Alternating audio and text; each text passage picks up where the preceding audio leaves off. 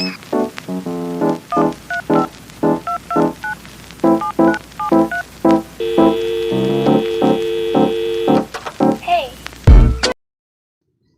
sa araw na to, tuturuan ko kayo kung paano gumawa or mag-try ng tissue germination.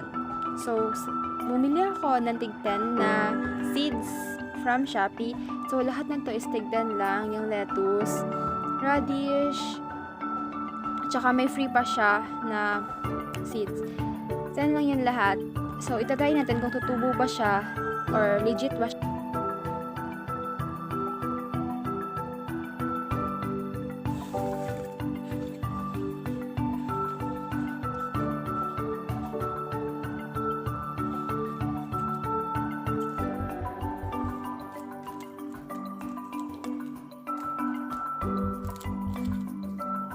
Dalawang pack siya, at saka yan, yung isang variety ng lettuce, at saka yung, ayan, lettuce na isa. Tig 10 lang yun, tig 10 pesos lang yan sa Shopee. So, ay, ililink ko na lang dito sa description yung shop na kinunan ko. Ayan, ayan.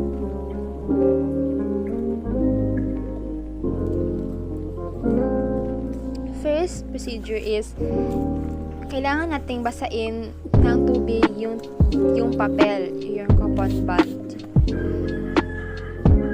Ayan. Dapat siyang basa talaga para hindi gumalaw-galaw yung seed pag ilalagay na. So, ginamit ko yung takip ng Tupperware para hindi kumalat yung tubig sa sahig. So, ayan.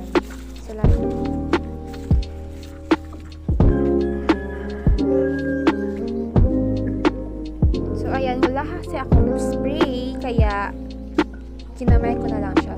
Ayan. Kaya kailangan dapat na basain ng buong papel. Dapat kasi itong ibabad muna bago ilagay yung seed. Kaso hindi ko siya binabad. So, ayan. Para kita nyo kung paano ko siya ginawa. So, binasa ko muna yung paper band.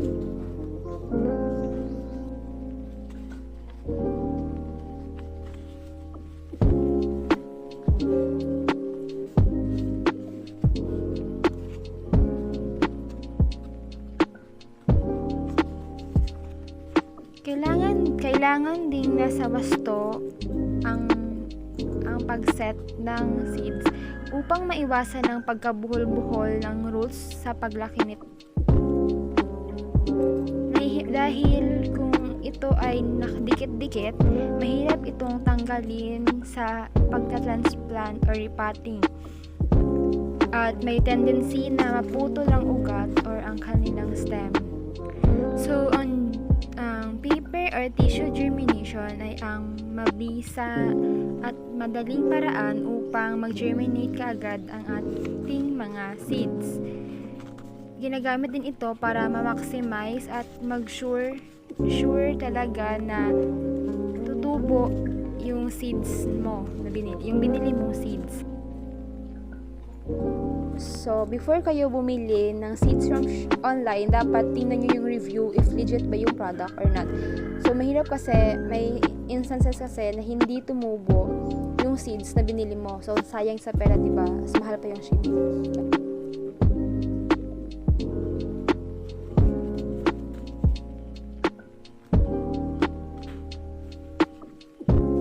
So, ayan, tinupi ko yung paper band para magkasya siya sa ating Tupperware, at saka nilagyan ko rin ng seed sa itaas na parte ng Tupperware.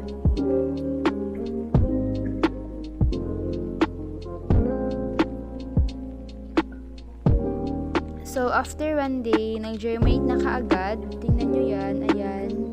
Nag-germinate na kaagad ang ating plant. So, sadly, hindi ko nakuhanan ng picture at documentation yung 2 and 3 days. Pero success naman, nag-germinate ng ating plants. Mabilis lang talaga. At saka, mabilis talaga mag-germinate yung lettuce.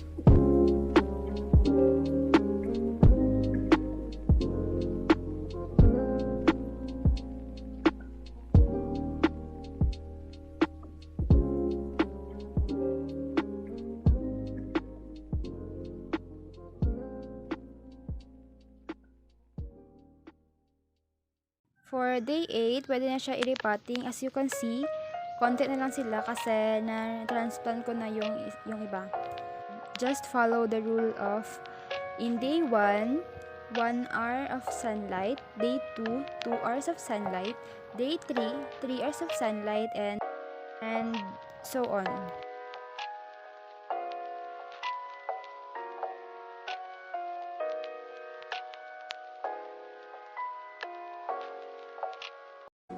So, ito na yung pangatlong episode ng ating video.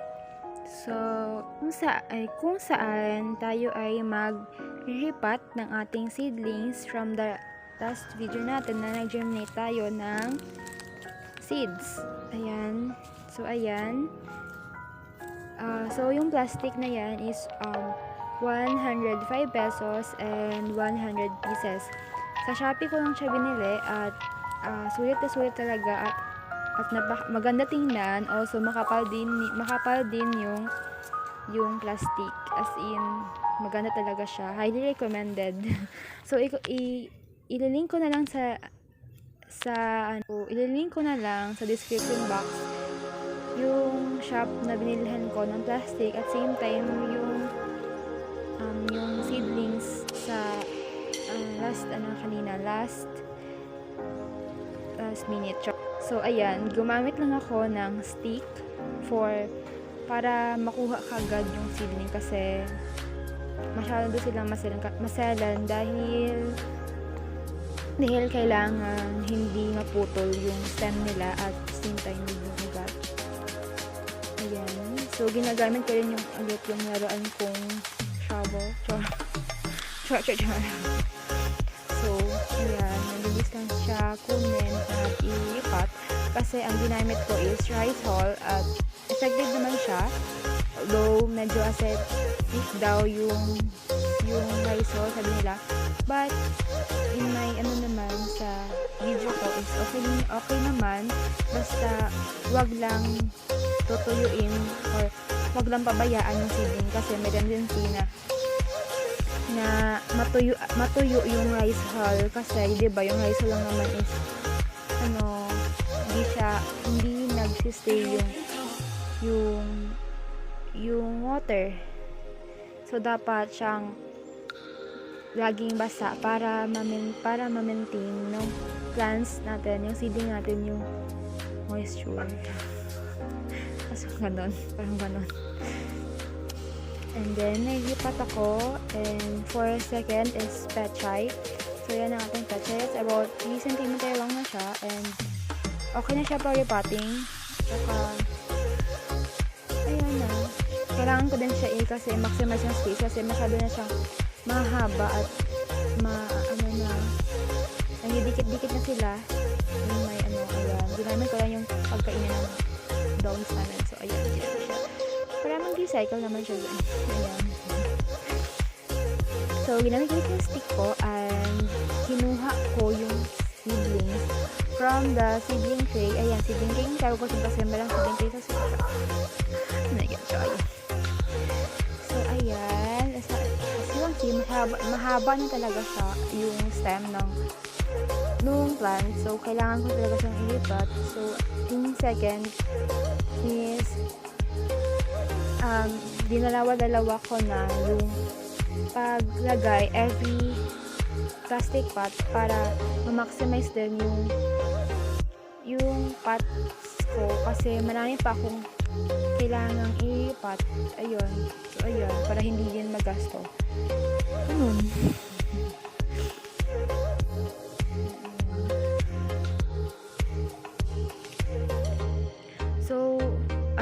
So, mali yung paghahawa ko dyan ng seed kasi yung seeds ng plant is talaga siya, parang maselan, kaya dapat wag hahawakan yung stem nila kasi may tendency na mabali ito or hindi na siya, or mabali nga at may tendency na mamatay yung plant. So, ayun. Yung patuloy ko lang siya kasi okay, ayan.